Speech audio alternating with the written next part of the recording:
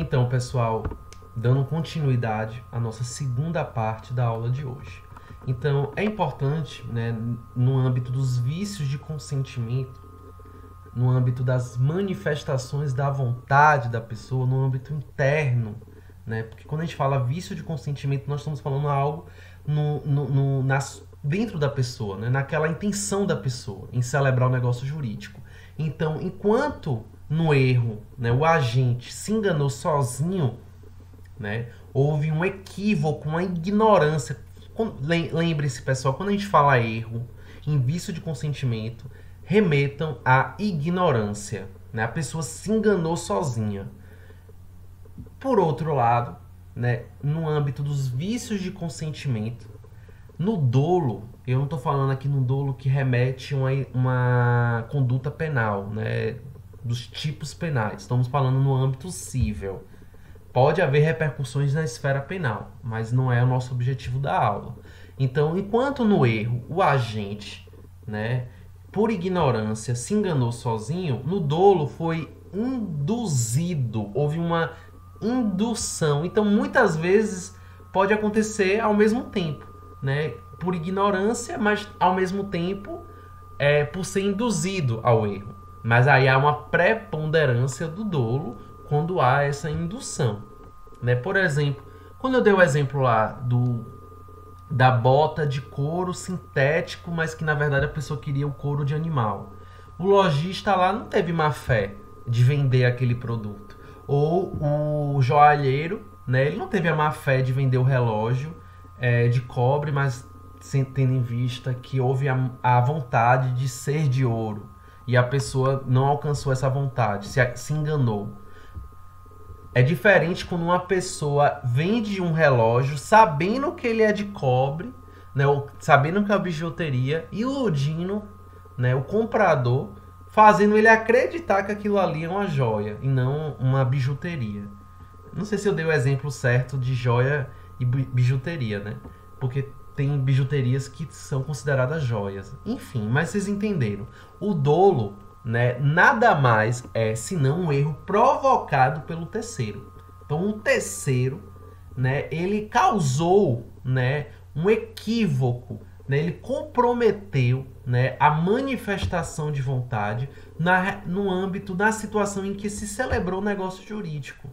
Então, observe aqui o que diz o artigo 145 do Código Civil.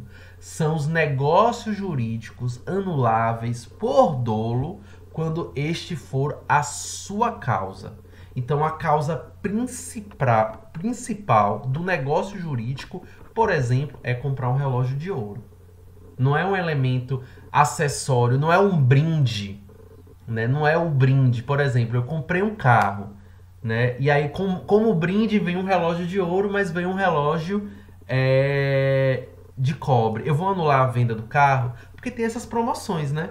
Você compre uma coisa e leve outra. Então, a outra coisa é o acessório, não é o central do negócio jurídico. Vamos supor que essa outra coisa não seja aquilo que de fato tenha sido anunciado. Está errado, está errado, né? Mas eu não vou anular todo o negócio por conta do acessório. Então, o dolo ele tem que envolver o elemento necessário para a realização, né, do negócio. Então, por exemplo, eu estou querendo comprar, né, uma casa de praia, né, e eu digo, né, pro meu agente imobiliário que eu quero comprar uma casa de praia em frente ao mar. Não é qualquer casa de praia, porque praia você tem os quarteirões. E aí eu faço, ou quero alugar, vamos supor que eu quero alugar, né? Que eu acho que as pessoas acabam alugando, fazendo isso mais a diferença. Eu quero alugar uma casa no lago Serra da Mesa. E aí eu peço claramente que eu quero uma casa que tenha vista para o lago. Quando eu faço isso tudo pela internet, estou lá em Brasília, não posso ir em Uruaçu, faço isso para uma agência imobiliária. Quando eu chego lá na casa, não tem vista para nada, não tem nem vista para o lago, não tem vista para lugar nenhum. Então o elemento central, né, do negócio jurídico foi comprometido, foi maculado, né, por um erro de um terceiro, um erro provocado por um terceiro. Eu falei, eu quero uma casa para alugar, veraneio, que tenha vista para o lago. Quando você chega no caso, não tem vista para o lago nenhum. Não tem vista. E aí, o que é que a pessoa faz? Né? Ela vai tentar, né, reparar, pegar um desconto, anular eu quero todo o meu dinheiro de volta, eu quero um desconto. O desfecho disso aí depende muito, né, das partes. Né? Tem situações, né, em que o dolo ele é acidental, né? Que lembra um pouco aquele exemplo que eu falei, né, agora há pouco. Né? O dolo acidental só abriga, né, a satisfação das perdas e danos. E é acidental quando, seu despeito, o negócio seria realizado, embora de outro modo. Né? Então, não era o campo central, né, do negócio jurídico. Então, observa aqui. Leva a vítima a realizar o negócio, porém em condições mais onerosas ou menos vantajosas, não afetando a sua declaração de vontade, no caso do dolo acidental, embora provoque alguns desvios, não se constituindo um vício de consentimento, por não influir diretamente a realização do ato negocial que se teria praticado independente do emprego das manobras astuciosas. Então, é o elemento que compromete o todo e não o central. Veja, é um erro secundário que gera prejuízos. Né? Então, vamos supor que você alugue um imóvel, né? O imóvel é do jeito que você queria, mas quando você chega lá, você tem uma série de prejuízos. Você tem prejuízos com a luz, você tem prejuízos com a água, você tem prejuízo com a segurança.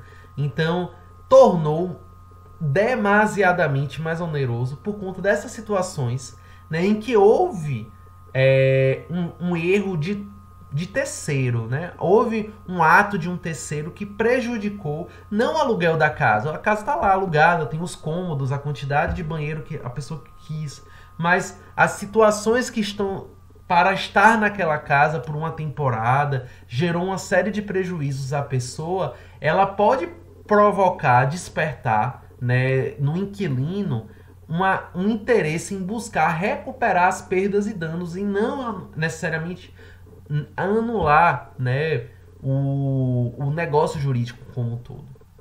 Né, quando for uma situação, né, acidental, não quando for o elo central do negócio jurídico. Né?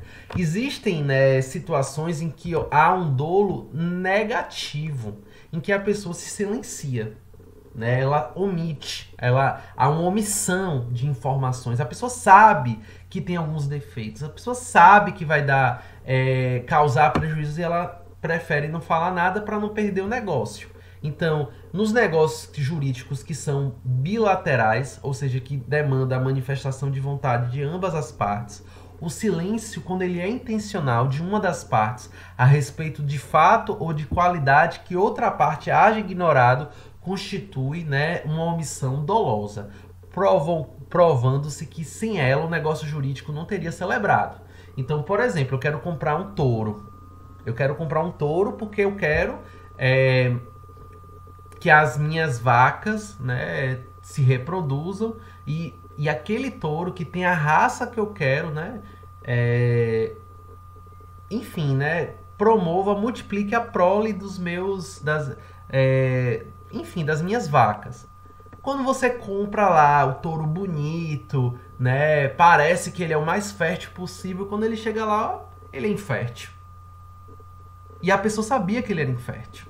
E ela vendeu aquele touro sabendo que o touro... Isso acontece com um animal. Muita gente que tem canil, né, quer comprar um animal para reproduzir. Né? Eu quero comprar um cachorro macho, né, para reprodução.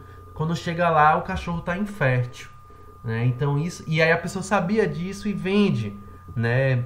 Vender um cachorro cego, mas aí é sacanagem. Eu quero um cão de guarda. Né? Eu preciso, ou um cão guiador. Aí eu vendo para uma pessoa cega um cão cego. E o cão não vai guiar ninguém. Ou o cão que está cego não vai fazer a guarda de nenhuma residência.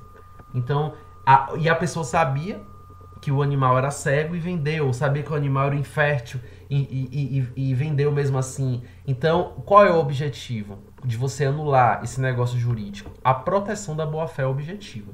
Né? Objetivamente falando, você comprometeu ali a vontade, né, o interesse, né, da pessoa em obter um animal para, né, reprodução, né, porque tem gente que vive só disso, de reprodução, né, gente não, né, mas pessoas que exploram essa atividade econômica, né, então fiz aqui um pequeno esquema do quais são os elementos caracterizadores do dolo. Então, a finalidade de conduzir a prática do ato.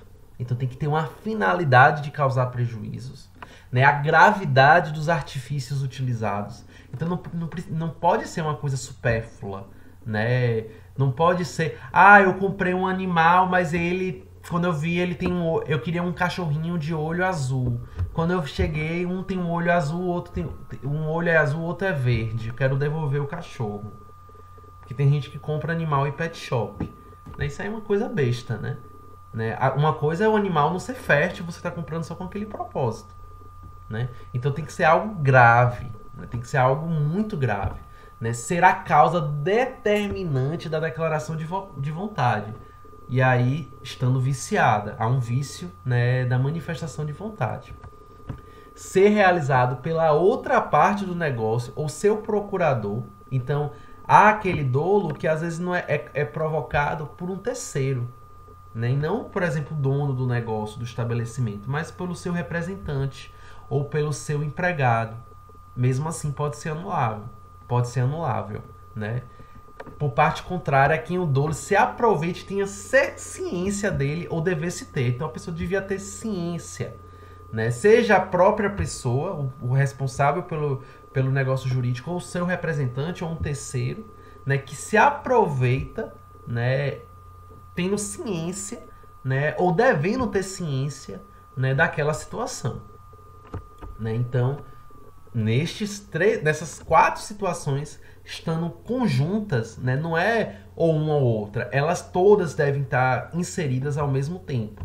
Pode levar à anulação do negócio jurídico, né, se for feita, né, dentro dos 4 anos, a partir do momento que se celebrou o negócio jurídico. Na última parte da aula, vou falar dos restantes dos vícios de consentimento.